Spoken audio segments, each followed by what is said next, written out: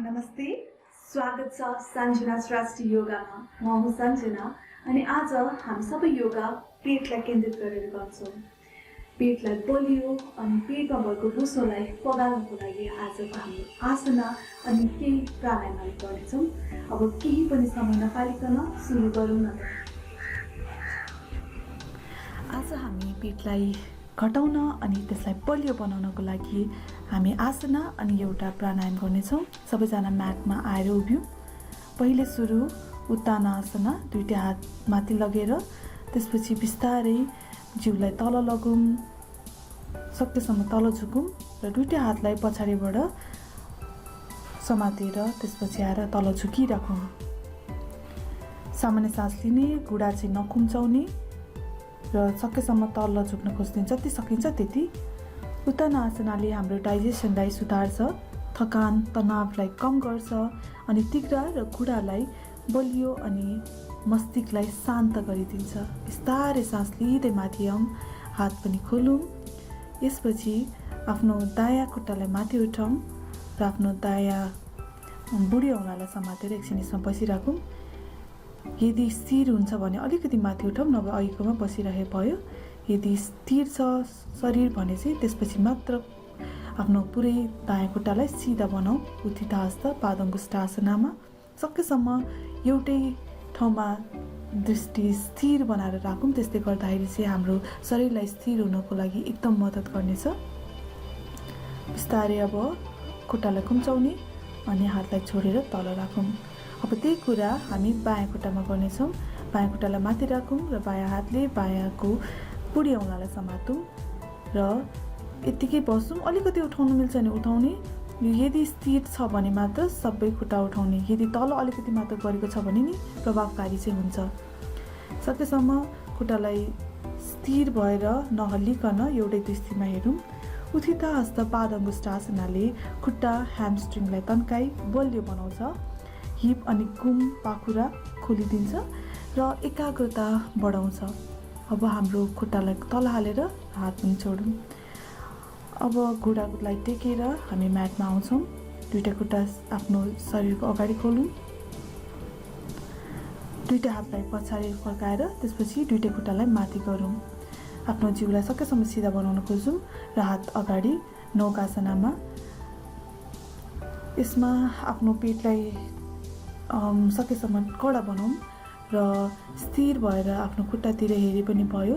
स्थिर भएर यसमा बसिराखौँ एकछिन। आफ्नो ढाड र मेरुदण्डलाई चाहिँ सिधा बनाएर राख्न खोजौँ र अब खुट्टा तल। अब दुईटै खुट्टालाई खुम्चाएर आफ्नोतिर राखौँ। अब नौकासनाको केही हामी भेरिएसन गर्छौँ। खुट्टालाई अगाडि अनि आफ्नो जिउतिर हामी यो 5 पटक गर्नेछौँ। अगाडि आफ्नो छातीतिर 2 3 4 5। एकछिन आराम गरौँ आफ्नो टाउको खुट्टामा हालेर। यसपछि हामी खुट्टाको साइक्लिङ गर्नेछौँ। यो पनि हामी 5 पटक गर्नेछौँ।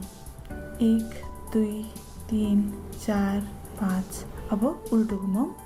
5 4 3 2 1। अब तल हालेर एकछिन फेरि बसौँ। अब यो हामी फेरि एकचोटि गर्नेछौँ। खुट्टा अगाडि अनि छातीतिर 3 4 5। अघि गरेको जस्तै अब यसपछि हामी साइक्लिङ गर्नेछौँ 5 पटक। 1 2 3 4 5। अब उल्टो 5 4 3 2 1। नौकासनाले पेटको मांसपेशीलाई बलियो बनाउँछ, तिघ्रा कुम र पाखुरालाई मद्दत गर्दछ बलियो बनाउनको लागि। अब दुईटै हात पछाडि राखेर अब हिपलाई माथि उठाउँ। सकेसम्म नाडी कुमको तल हुनु पर्यो। पेटलाई कडा गरिराखौँ अर्धपूर्वोत्तानासनामा। यसले कुम पाखुरा नाडी किउनीलाई तन्काई बलियो बनाउँछ, हिपलाई स्थिर र बलियो बनाउन मद्दत गर्दछ अनि पेटलाई पनि बलियो बनाउन सहयोग गर्छ।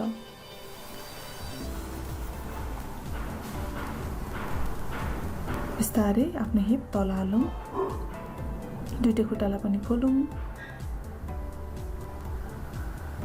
र यसपछि हामी ढाडको बलमा पल्टिन्छौँ।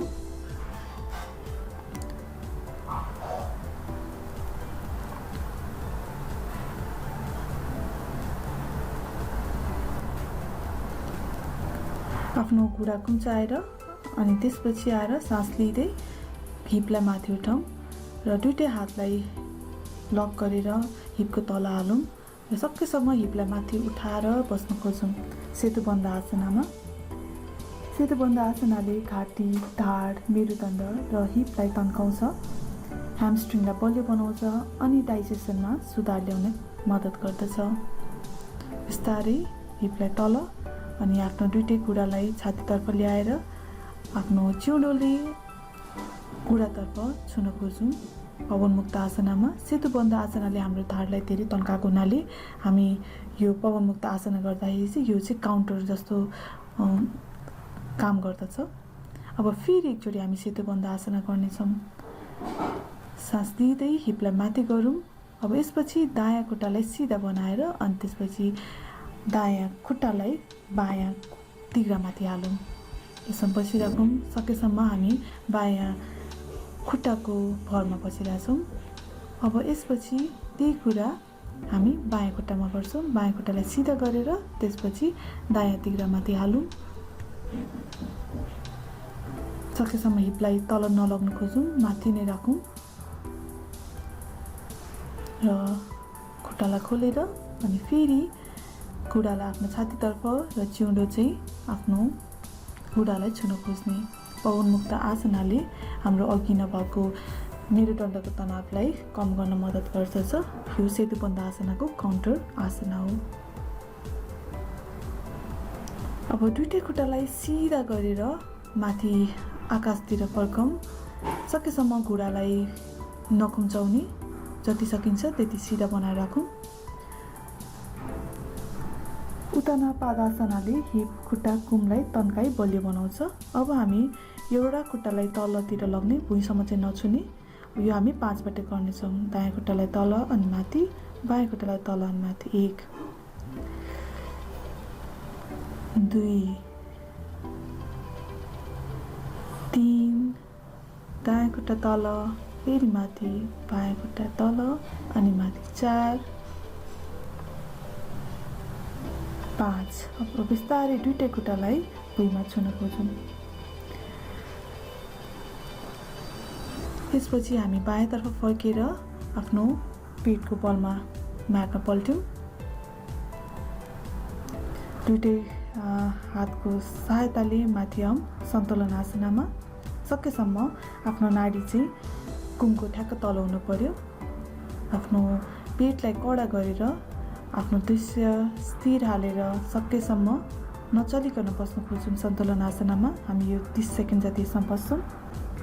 सन्तुलन आसनाले मेरुदण्ड अनि पेटको मांसपेशीलाई बलियो बनाइदिन्छ, कोरमा शक्ति भरिदिन्छ अनि त्यसपछि तिघ्रा, पाखुरा अनि कुमलाई पनि बलियो गर्न एकदम मद्दत गर्छ।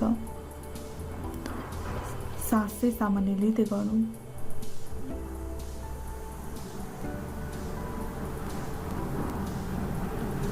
घुँडालाई तल भुइँमा हालेर त्यसपछि टाउको तल भुइँमा छुन खोजौँ। बालासनामा एकछिन आराम गरौँ। तपाईँलाई जहिले पनि गाह्रो हुन्छ त्यति बेला तपाईँ बालासनामा एकछिन बस्न सक्नुहुन्छ। त्यसपछि आफ्नो किउनो भुइँमा हालेर अनि आफ्नो औँलाहरू जोडेर खुट्टालाई सकेसम्म आफ्नो जिउतर्फ ल्याउने र टाउकोलाई चाहिँ भुइँमा अनि त्यसपछि सिधा गर्ने। हामी अर्धपिञ्चासन वा मयूरासनाबाट मकर अधो मुख स्वाहासनामा टाउको तल भुइँमा अनि त्यसपछि सिधा गर्ने। हिपलाई माथि त्यसपछि तल, यो हामी 5 बाट गरिरहेछौँ। सिधा गर्ने, हिपलाई माथि अनि हिपलाई तल भुइँमा सिधा। फेरि हामी बालासनामा आउँ। हाम्रो पेटमा धेरै भएको तनावलाई एकछिन राहत दिउँ र बालासनामा आराम गर्दै बसौँ। अर्धपिञ्च मयूरासनाले शरीरको माथिल्लो भागलाई बलियो बनाइरहेको हुन्थ्यो। अब यसपछि तल भुइँमा आउँ। म्याटमा राखेर र आफ्नो दुईटै हत्केला चाहिँ तिघ्राको मुनि हालौँ सलवासनाको लागि। बिस्तारै आफ्नो दायाँ खुट्टा माथि उठाउँ अनि तल गरौँ।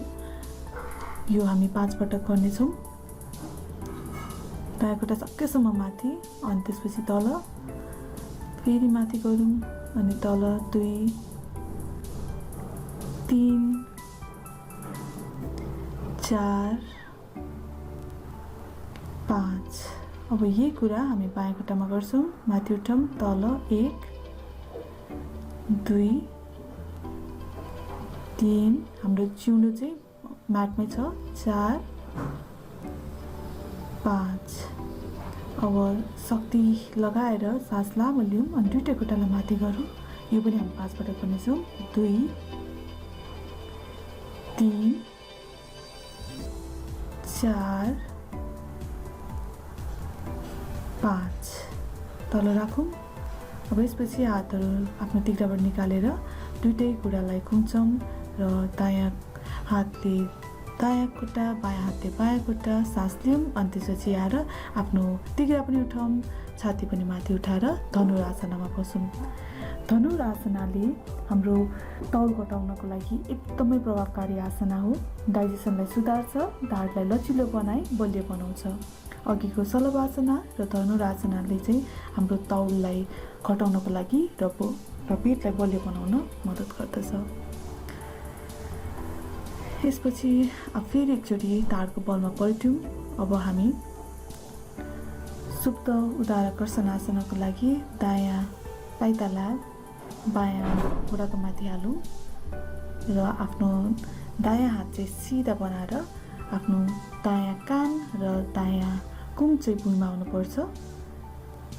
आफ्नो बडी शरीरलाई ट्विस्ट गरौँ, सास लिएर फेरि सिधा गरौँ खुट्टालाई। बायाँ पाइतालालाई दायाँ घुँडामा हालेर त्यसपछि दायाँतर्फ लगौँ र आफ्नो बायाँ हात चाहिँ सिधा बनाएर सकेसम्म बायाँ कान र बायाँ कुम चाहिँ तल भुइँमा छुनु पर्यो। यो आसनाले मेरुदण्डलाई लचिलो बनाई ट्विस्ट दिन्छ, पेटलाई टोन गर्छ, डाइजेसनलाई सुधार्छ अनि कब्जमा पनि राहत दिन्छ।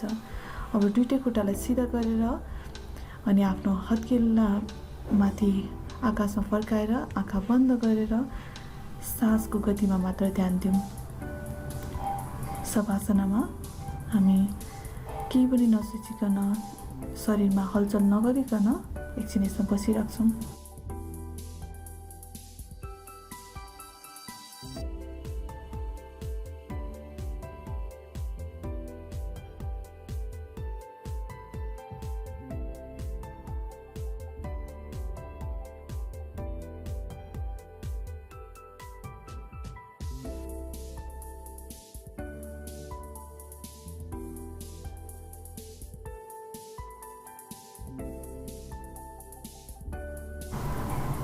बिस्तारै आफ्नो खुट्टाको औँलाहरू हातहरू चलाउने र दुईटै हातलाई माथि तनक्क तन्काएर त्यसपछि बायाँतर्फ फर्कौँ र बायाँमा एकछिन आराम गरेर बसौँ। आफ्नो दायाँ हत्केलाको सहायताले माथि उठौँ। प्राणायामको लागि तपाईँ सुखासना यसरी पल्टी मारेर बस्नु पनि सक्नुहुन्छ अथवा दुईटै खुट्टालाई खुम्चाएर वज्रासनमा पनि बस्न सक्नुहुन्छ यसरी। अब हामी गहिरो सास लिने र गहिरो सास छोड्ने काम गर्छौँ।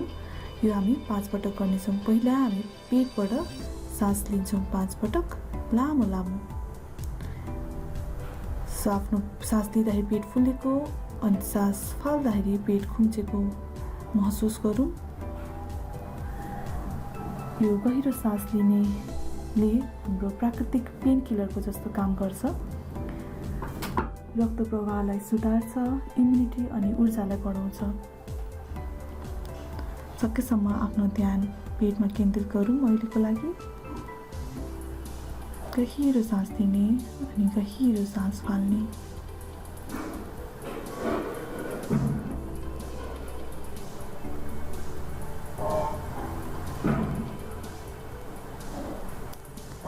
पटक भइसकेको भए अब हामी छातीबाट पनि त्यसरी नै 5 पटक गहिरो सास लिने अनि 5 पटक गहिरो सास फाल्ने। सास लिँदाखेरि छाती मजाले फुलेको महसुस गरौँ अनि फाल्दाखेरि खुम्चेको। सकेसम्म सास नाकबाटै मात्र लिउँ।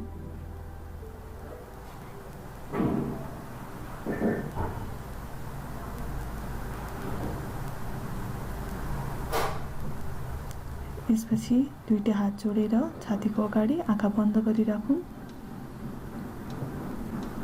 दुईटा हातलाई मजाले रगडेर तातो नभएसम्म र त्यसपछि आफ्नो तातो हात आँखामा राखौँ, अनुहारमा मलौँ, फेरि हात आँखामै हालेर अनि आँखा खोल्ने, बिस्तारै हात तल गरेर हातको दर्शन अनि सूर्य भगवानको दर्शन। धन्यवाद।